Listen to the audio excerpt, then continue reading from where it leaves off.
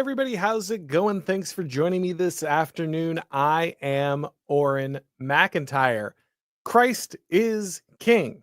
Christ is Lord. Christ is the risen Savior.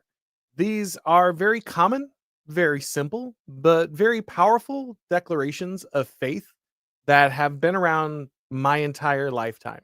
They are something that conservatives eagerly said on a regular basis without any hesitation.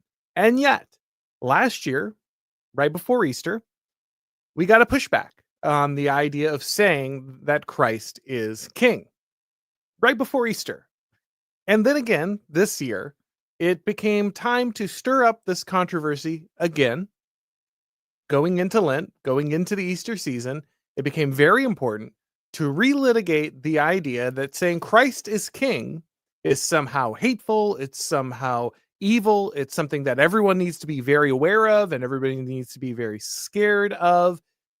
And I want to address this, not just because it's ridiculous, not just because this is the stupidest debate that we could possibly have, but because this time, those that wish to demonize the phrase Christ is king teamed up with people who work for the ADL, who partner with the ADL on a regular basis.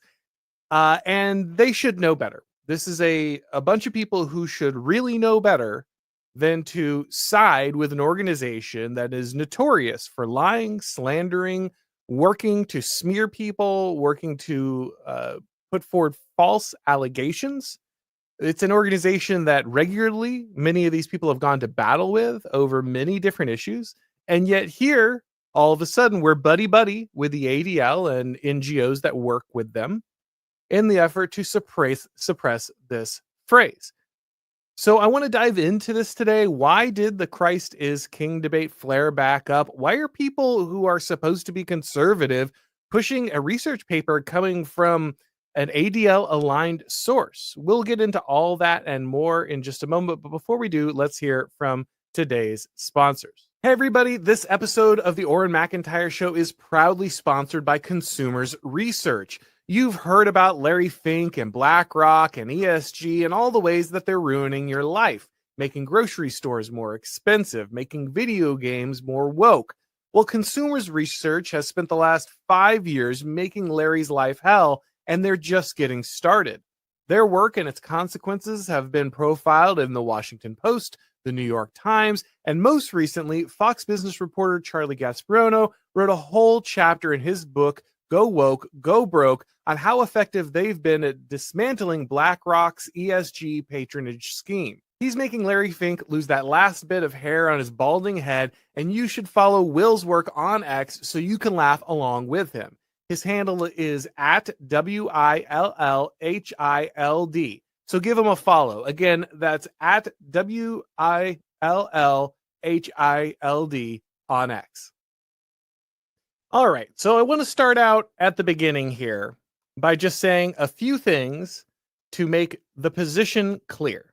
Because what happens in this discussion, which is extremely frustrating, is that one side loves to run around and say that the other side simply won't acknowledge the problem, won't acknowledge any issue, won't recognize the argument being made in good faith.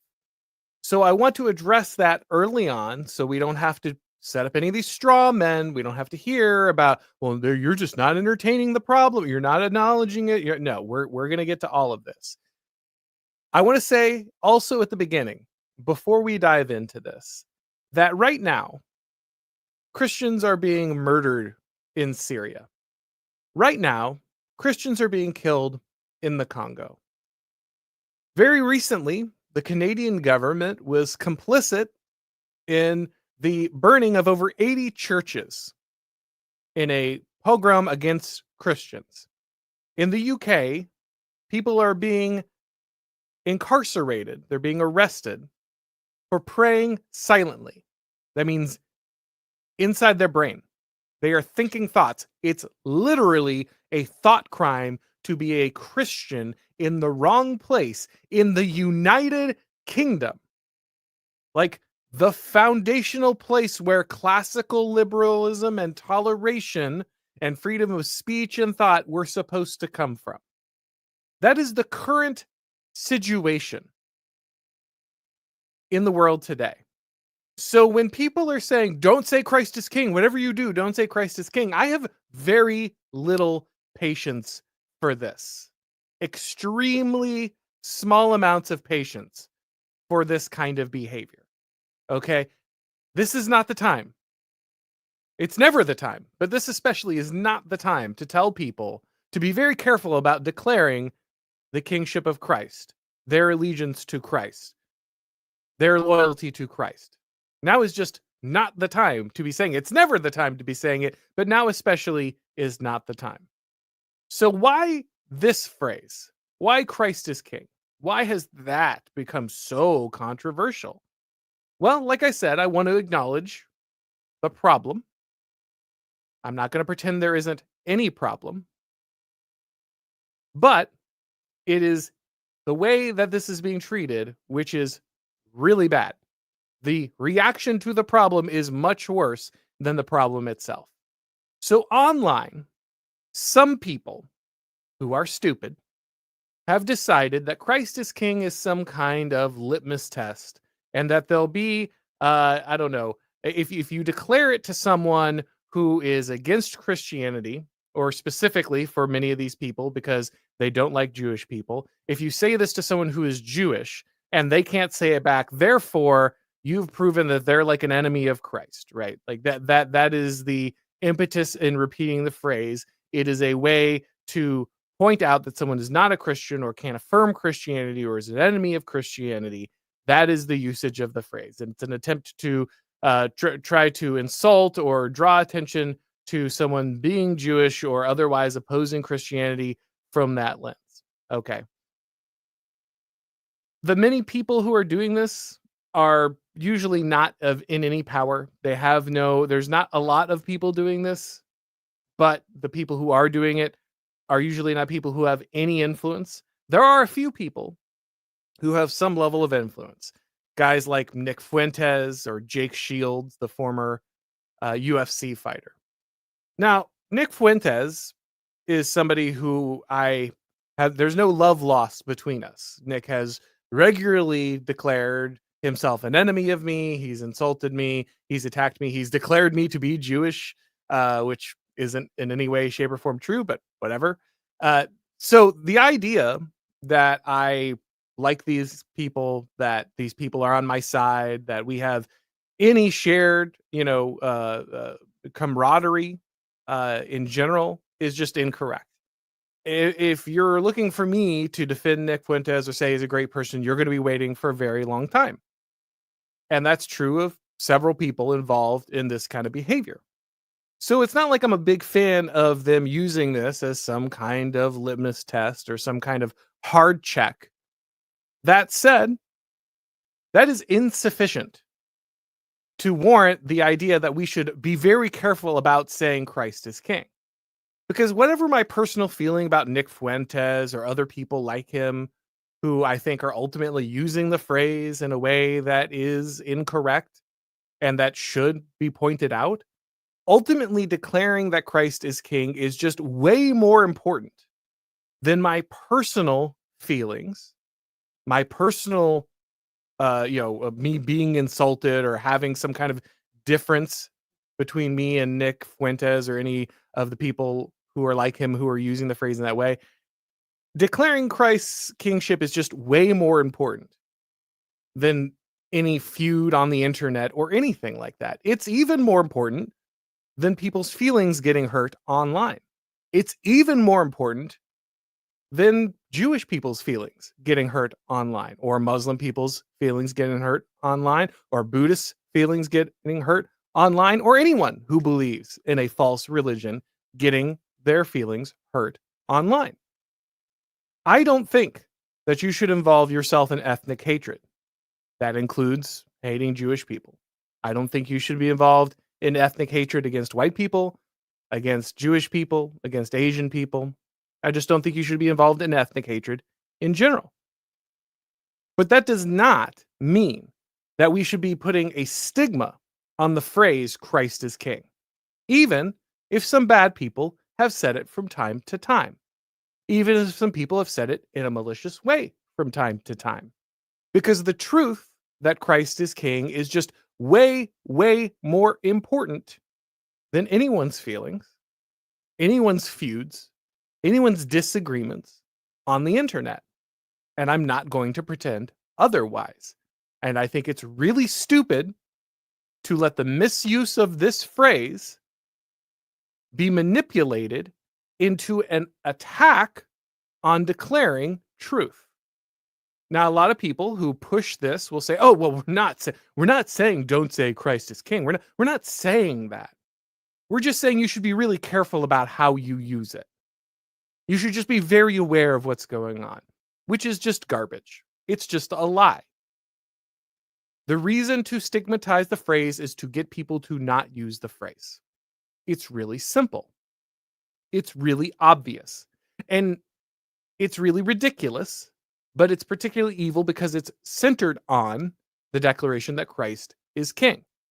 And I know that most of the people who are pushing this know that because we've seen similar efforts by the same people to say that drinking milk is a form of white supremacy, that the OK hand sign is a form of white supremacy. You remember that?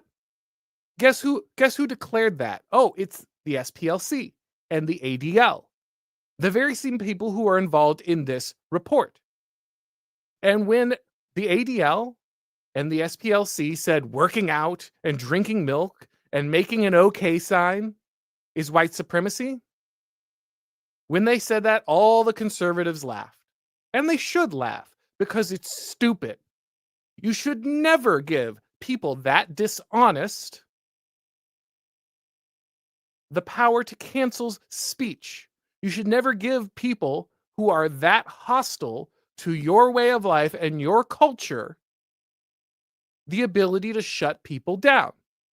Even if it's on something as stupid as drinking milk or working out or making an OK hand sign. And you certainly should never give that power to people who are malicious towards your faith, your religion, your culture, the existence of your nation. You should never give that kind of power to those kind of people over a declaration of truth like Christ is king. Because Christ is king is way more important than milk, and it's way more important than an OK hand sign. And sorry, Jim Bros, it's even more important than lifting. Christ is king is incredibly important. And you cannot let people stigmatize the declaration of that truth any more than you would give them the ability to stigmatize drinking milk or doing an OK hand sign. It was stupid when they did it with stupid things, and it's way dumber and actually way more evil to do it with a declaration of truth, of religious faith. It's evil, it's stupid, it's wrong. And you cannot let these people own your language. And I'm sorry, but some kind of thin veil of, oh, well, this one's different because it's targeted towards Jewish people. No, it's not. It's not different. Again, I don't like it if people are using the phrase to hurt other people or to try to call some kind of harassment towards other people. And I can just say that. And you can just say that. You can just say, don't use the phrase that way. That's not what it's for, without condemning the phrase itself, without cautioning against the phrase itself, without stigmatizing the phrase itself. You can just say, don't have ethnic hatred in your heart. You shouldn't do that as a Christian. You can just say that. And that's all you have to say. You don't need reports talking about the dangers of using the phrase Christ is king any more than you needed it about milk or working out. And in fact, it's far more malicious in this case. So let's take a look at what's going on with the report itself. So here we have Reverend Johnny Moore. Didn't really know anything about this guy before we got into this. He's got a number of things. Apparently, he's got a PhD. Very important person. He's a Congress of Christian Leaders. We'll get into that in a second. has previously worked with MGM Studios, a Christian stalwart to be sure, and I guess some others like Liberty University. Now, before we get in to what he posted about the report itself, let's take a look if Johnny's got any interesting associations. Okay, well, let's see here. Here's Johnny talking about how he appeared with some rabbi and working. So we got some ADL background here. Looks like this is not his first time talking about the importance of religious tolerance during Ramadan. So this guy, looks like we need to be, uh, you know, uh, addressing the needs of many religious communities. I don't know if Christianity might be his most important one here. Here's him again, uh, working at events organized by the ADL. So this is a guy who has a relationship on a regular basis with an organization that is known for smearing conservatives, right? Known for smearing people on the right wing, known for creating hate hoaxes and lying. So let's look at the organization he teamed up with. Who is the organization who is doing this report? Well, it's organized by the Network Contagion Research Institute. What is the Network Contagion Research Institute do? Well, one interesting thing about this network is that it works with the ADL. It's listed as a research partner with the Anti-Defamation League. So it turns out that both the pastor who organized this report and the report itself are put together by the pastors associated with the ADL. The institute that put the report together is associated with the ADL and is listed as a trusted research partner with that organization. Now, again, in any other instance, this would be red flag city, right? If any conservative pundit said, "Oh, looks like the ADL is at it again. Looks like the SPLC is at it again. We know what they're doing. They're doing the same thing they always do. They're lying and trying to create censorship." These are exactly the NGOs that are being shut down with USAID money, right? Like they're exactly the type of institutions and organizations that are part of the total state, that are part of a larger network of information control. They are exactly the kind of organizations that Trump is trying to shut down or should be trying to shut down if he wants to get rid of this wider public-private progressive control of our regime, of our governmental and non-governmental institutions. As we can see here, they proudly list that they we reported in the New York Post and the New York Times that they developed a forecast for vaccine reluctance that shows how disinformation and conspiracy trends from social media and other online behaviors predict real-world hesitancy. So this is an organization that worked with major media, that has been praised by major media outlets, rather, and has worked in order to map those that distrusted the COVID regime. You know, where they lied about the disease, about the vaccine, where they lied about lockdowns, where they lied about the effects of everything involved, when they manipulated you in the attempt to lock you in your home and steal an election and shut down all criticism on social media and force you to take experimental vaccines. Oh, it's that kind of institute. It's the kind of institute that does that kind of work. So it is a censorship NGO. It is a big pharma aligned NGO. It is an ADL aligned institute working with an ADL aligned pastor. This should be pretty obvious. Again, red flags should be everywhere. And yet, this was pushed by a number of large conservative influencers saying, "Oh, it's super important that we do not address this problem."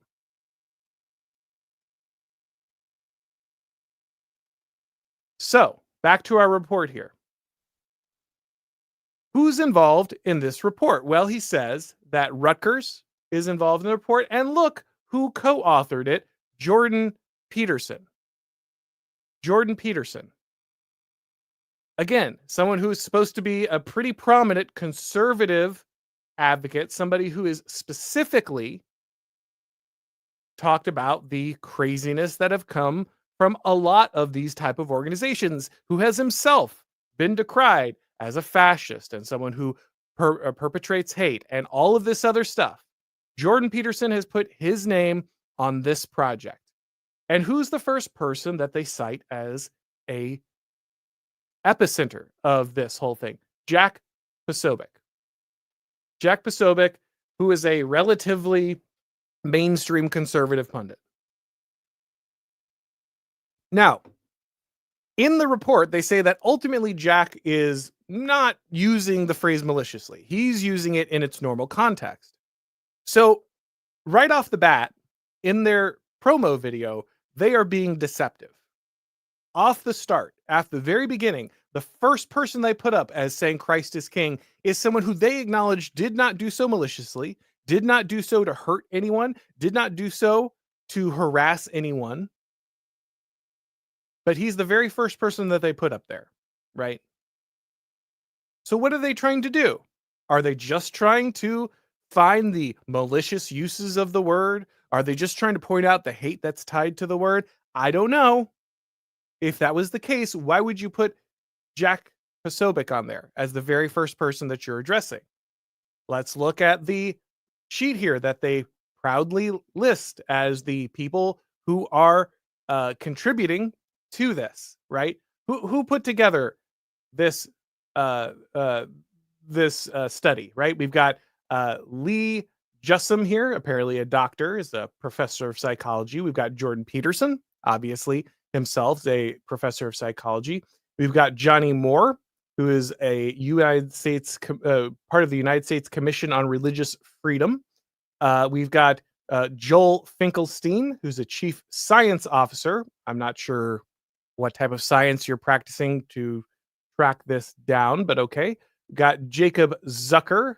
We've got Danit Sarah Finkelstein. Again, most of these people are fellows or graduate students, apparently, at Rutgers. Sonia Yankowski.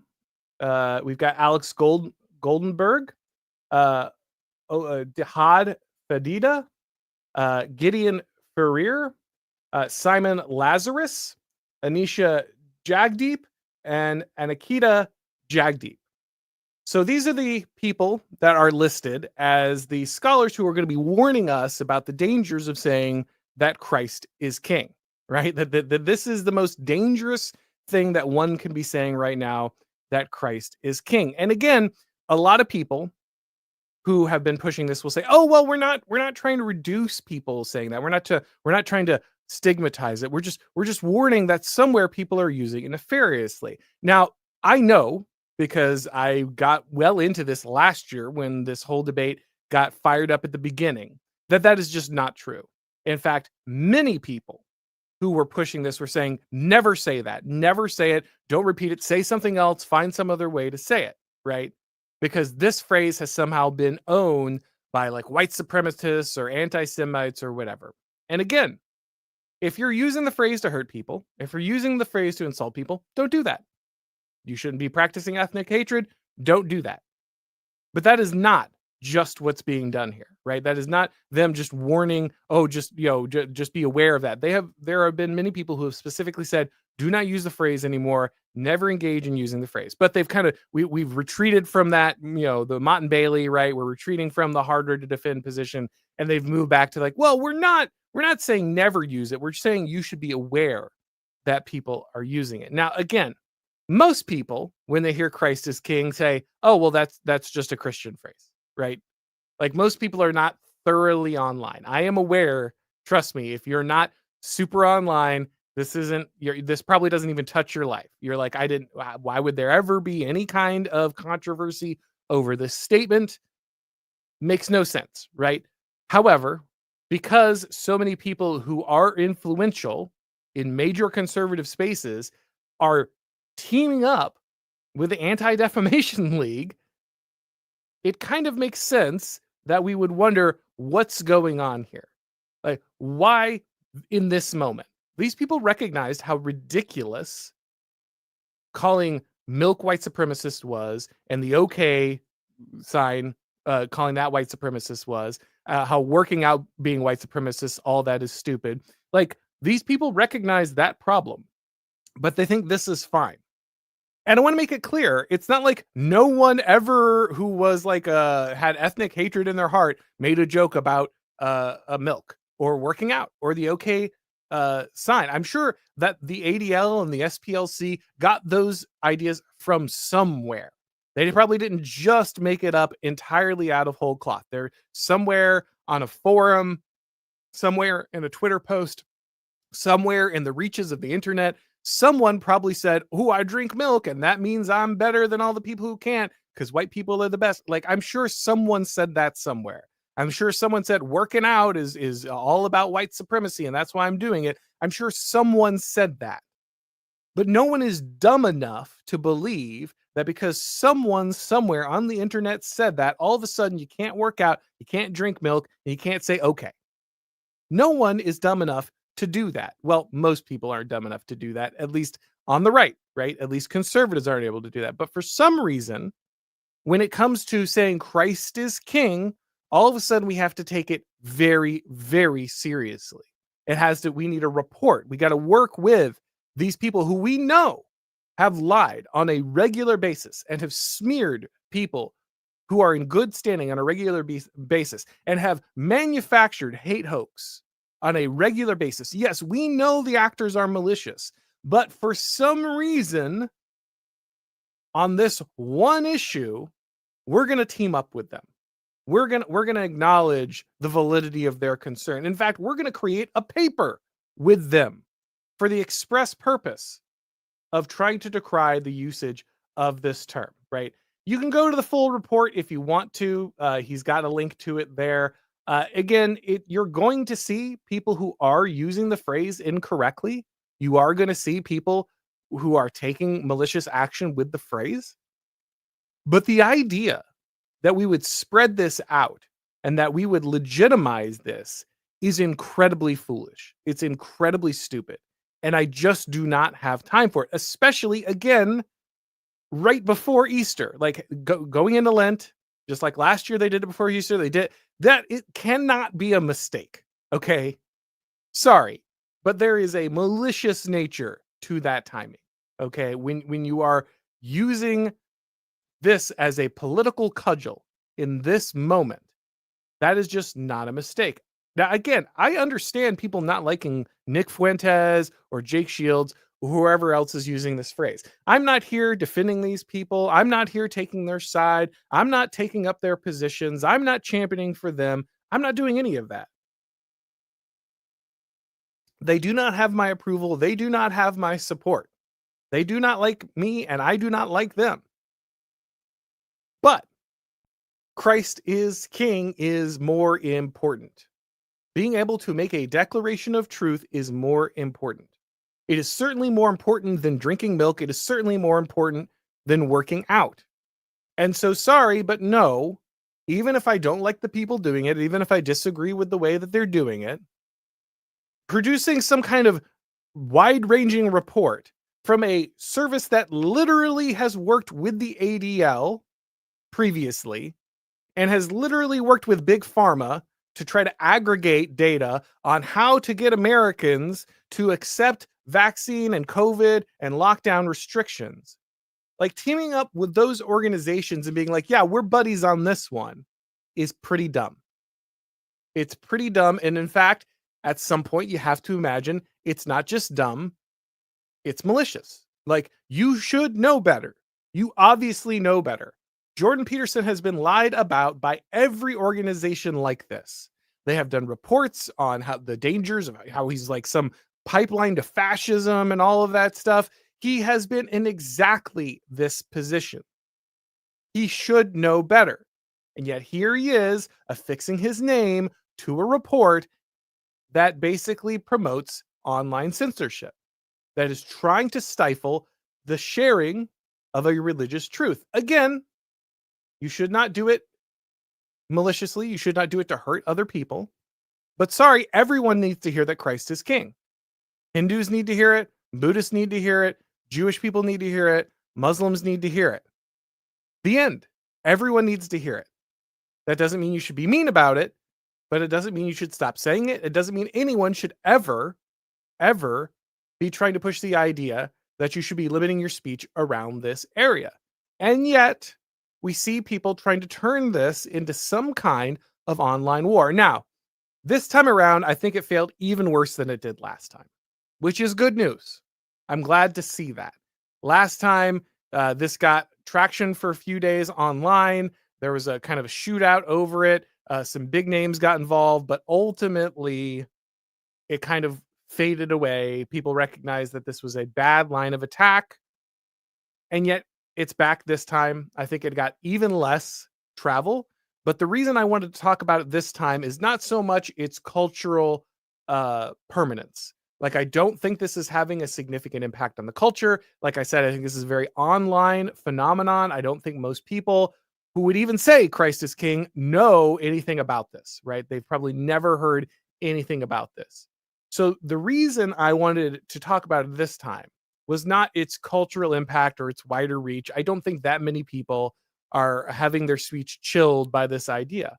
However, the willingness of people who are supposed to be Christian, or at least sympathetic to Christianity, going out of their way to align themselves with organizations that they know are malicious, that they know hate their values, who they know have smeared their colleagues and often themselves previously. The fact that those people are aligning with organizations who do this work on a regular basis, it means something. Okay. There's a willingness to do this that just does not exist in other areas. They're not going to jump on the board and say, oh, well, we got to be careful with working out, or we got to be careful with drinking milk.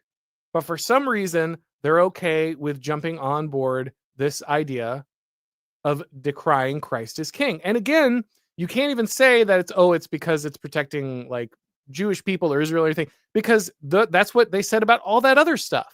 It was the ADL and the SPLC that were pushing the anti, okay sign, the anti-milk stuff, the anti-workout stuff. And conservatives didn't fall for any of that. So why are they falling for this? Why are they falling for the same argument on this phrase that they didn't fall for when it came to working out or milk or any of that other stuff? And I think the answer has to be that they just don't like some of the people that are being cited here. And again, no love lost between me and Nick Fuentes. You can hate that guy all you like. He certainly hates me. But why? Like, why let him dictate this phrase? Why let him own this phrase? There's zero reason for him to do it. In fact, raising awareness of it only adds to his power. It only creates more stigma. It only feeds into what you think is a malicious campaign. If you genuinely believe that him using this phrase is somehow scary and it's deleterious, and well, then the worst thing you could do is to try to give it more power, is to try to make more people aware of that connotation. Sorry, but the average Christian saying Christ is king has not been tricked into repeating an anti-Semitic remark. Christ is king is not anti-Semitic. Christ is king is the truth. And I don't care whose feeling it hurts. That is just true. And everyone needs to come to that realization, and every knee is going to bow and every tongue is going to confess eventually. So there is just zero problem with people knowing this truth and declaring this truth. And the vast, vast, vast majority of people who are doing so are going to have no idea what you're talking about here. So running around behind them and being like, oh, well, I know you just said Christ is king because you believe in Jesus Christ, but have you considered the idea that it might be anti-Semitic? No, I didn't. Any more than I considered lifting weights this morning or drinking milk in my coffee anti-Semitic. Check it out. I did not just commit a hate crime. It's fine. We're all okay. Just like saying Christ is king is just fine. It doesn't imply anything. It doesn't mean anything malicious. It just means that Christ is king. That's it. It's important. It's powerful. And that's all that needs to be said about it. You do not need to turn this into some kind of dangerous phrase. Falling for this is stupid. And again, I'm just very tired of people who are involving themselves in it. I can't believe at this point that we have people going to bat for organizations, again, that are aligned with the ADL and others who have done this kind of work previously. Like, I can't believe people are continuing to fall for this, but they have. And so again, we see Jordan Peterson involving himself in here, but he's the biggest name. Luckily, like they didn't get, yeah, there are other conservative influencers who have come along beside this. And look, I get it. I understand that right now there's this shootout in the conservative commentariat, right? Like uh, uh, got to be pro-Israel all the time, or you got to recognize the evils of Israel and how it's caused every problem. And these are the only two camps, right? Like everybody's got to line up on one side or the other. Everyone's got to be pro-Israel or pro-Palestinian. I don't have to be. I can just be pro-American. It's actually rather simple, right? But I get that there's the showdown, right? Like you've got like the Israeli skeptical part of the conservative movement that is starting to emerge, and a lot of people are very scared about that. And there is a problem again because there is some linkage between people like myself who are just like, you know what, Israel, it's its own sovereign country, best wishes, hope they can do what they need to defend themselves, police their borders, whatever. I don't want to be involved in it. I don't want to be involved in their foreign policy. I don't want to be involved in their domestic policy. I don't want them involved in my foreign policy. I don't want them involved in my domestic policy. I want to be a sovereign nation. And I'd really prefer to think about Israel as often as I think about Uganda or Belize, which is almost never. That would be the best way for me, as someone who cares about America, to regard Israel as some foreign country somewhere that has little to no impact on my day-to-day life or the policy of my nation or the people who run it. There's that. And then there are people who legitimately just lose their mind anytime like Jewish people get mentioned or Israel gets mentioned. They're behind everything. They destroyed everything. They mastermind everything. I get it. Like, I understand that those people exist. And the most convenient thing is to like glue those groups together. Okay. I understand that. But that's just not the case. There are some of those people that exist, right? But most people are just like, I would really just rather us not be involved in the Middle East in a general sense.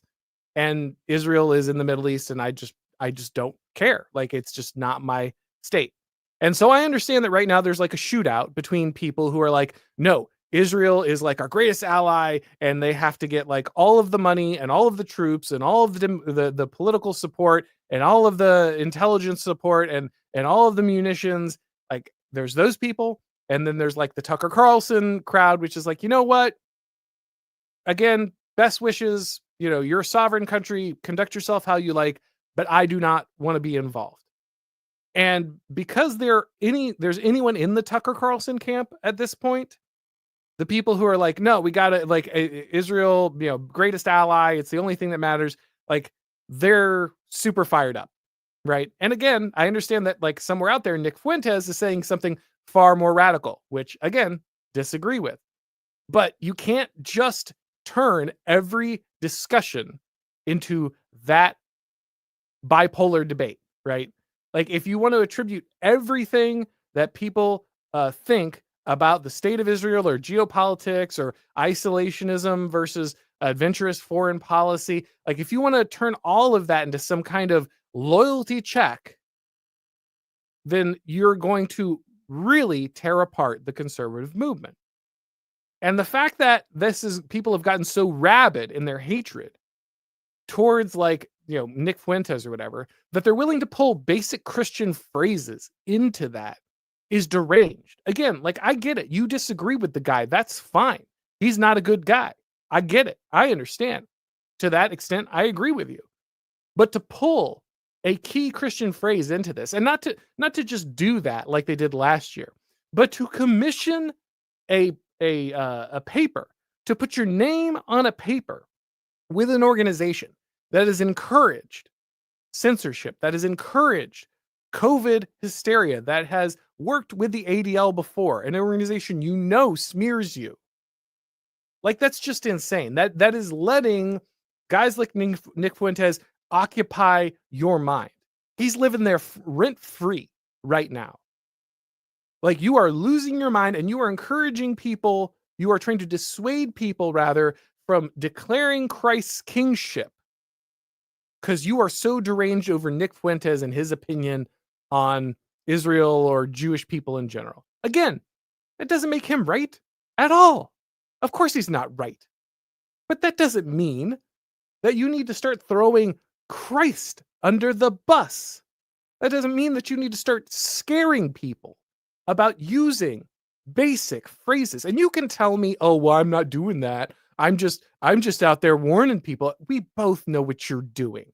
You're doing the same thing the ADL and the SPLC were doing when they were talking about okay hand signs and like different random numbers and cartoon frogs and milk. Like, you are doing the exact same thing, and you know you're doing exactly the same thing.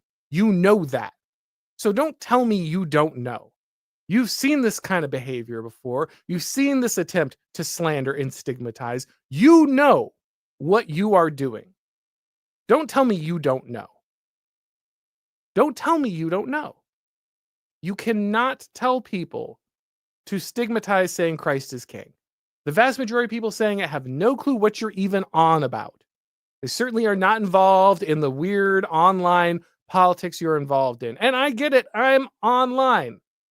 I'm a avid Twitter user. I am aware of all of these feuds and all of these showdowns. I get it. I know there are some bad people that you oppose. I hear you. But you have to have perspective. You cannot be so deranged over hating Andrew Tate or Nick Fuentes or whoever that you would push against declarations of Christ's kingship. You got to have perspective. Doesn't mean you need to agree with these people. Doesn't mean you even need to tolerate their behavior. You can decry their behavior without making these type of allies, without allying with the Network Contagion Research Institute and its COVID vaccine research and its ADL partnership. You don't have to be friends with these people. You don't have to side with these people. And when you do, when you show a lack of discernment in this area that you do not show when it comes to milk or working out or whatever, it becomes very clear that there's a very specific place where you have this panic button. Again, no love lost between me and Nick Fuentes, but the best way to make that guy irrelevant is to actually act as if he's irrelevant, is to treat him as if he's irrelevant, to not write entire reports warning against him, to not shut down entire conversations about Christianity because of him. I'm sorry, but your personal panic over Nick Fuentes is not as important as Christianity. Like, the fact that a bunch of groypers got in your mentions and insulted you is just not as important as Christ being king. It's just not. So decry those people all you want. Point out that they are being disingenuous with their phrases. But do not align yourself with the ADL. Don't align yourself with the Network for Contagion Research Institute. Don't do this, especially if you're someone of Jordan Peterson's caliber, someone of his weight, someone of his influence. Show a little discernment. Show a little control. Show a little bit of thoughtfulness and principle in this area. Again, you would never fall for this bait in any of these other hate hoaxes. And yet here, because you've seen it online once or twice, all of a sudden, it's, oh boy, we gotta rally this. Again, I know there are bad actors. I agree with you that their actions are bad. But you cannot let them dictate the usage of this phrase. And that is what you are doing when you give it this level of credence. And we all know it. So just stop. Christ is king again, and will remain king. And we're going to keep saying it. That's it. That's all. That's going to be the case. So if you want to make an argument against Nick Fuentes and his boys, then do that. You don't like Andrew Tate? Great. He's not a good person. You don't like Jake Shields? I don't know much about Jake Shields, but he seems to tweet some random and crazy stuff. Okay, great. Tell those people they're wrong. Stop trying to warn good-hearted people who are just saying the truth that they got to be very careful about their language, or they might secretly be aligned with Voldemort. it's just some guy streaming. It's gonna be okay. Like, seriously, calm down, center on who's actually in charge, which is Christ, and move forward. Don't spend Lent or Easter pushing this garbage. Do not do it. It is a huge mistake. All right, guys, let's head over to the questions of the people real quick. We've got Creeper Weirdo who says, you can never hate Grippers enough, can you? You know, again, I've had Nick Fuentes fans who also like my stuff. I understand that not everyone who has ever seen Nick Fuentes broadcast agrees with him or, his general hatred or everything like that. But that said, like, there are a lot of malicious actors who have followed Nick, and like that's just obvious. That's unfortunately the case. I encourage people not to do that, but I don't want to decry everyone who's ever I guess seen his stuff, because again I do know there's some level of crossover. But do not engage in this behavior. Do not follow Nick Fuentes down this path. This is not how you want to use Christ's name or the declaration of his kingship, even if it is true. It's just not the way to behave. It's not the way to conduct yourself in general. Count Artha says, Joel Webben explained why they have a problem with Christ as king, but not Jesus is Lord. Oh, that would be interesting. I've been on Joel's show several times, and he's been on this show. I'm actually going to be speaking at a conference that he's put together here in a few weeks. I have not seen that specific video, so I don't know exactly what his comments are on that. But I'll take a look. That said, I'm not sure, other than really the fact that, like, I guess this phrase got used by Fuentes and others is probably the main reason that they just don't like it. I mean, I don't know if it's the specific arrangement of Christ is king versus Jesus is Lord that is, but maybe Joel does have insight on that. I'm not sure. I have to check that out before I make any more comments on it. All right, guys, that looks like most of our chats. I'll give you a second in case anyone has any more questions, but we'll wrap it up here in a second. Before we do, if it's your first time on this channel, then you need to go ahead and subscribe on YouTube. Click the bell and notifications so you know when we go live. If you'd like to get these broadcasts as podcasts, then you need to subscribe to the Auron MacIntyre Show on your favorite podcast platform. And when you do, leave a rating or review. It really helps with the algorithm magic. If you'd like to pick up my book, The Total State, you can do that on Amazon, Barnes & Noble, Books A Million. It's in both physical form and the audiobook. And if you'd like to support this show, you can head to shopblazemedia.com, click on the Auron MacIntyre collection, and there is merch there for you to pick up, again, if you would like to support what we're doing here. Thank you, everybody, for watching. And as always, I'll talk to you next time.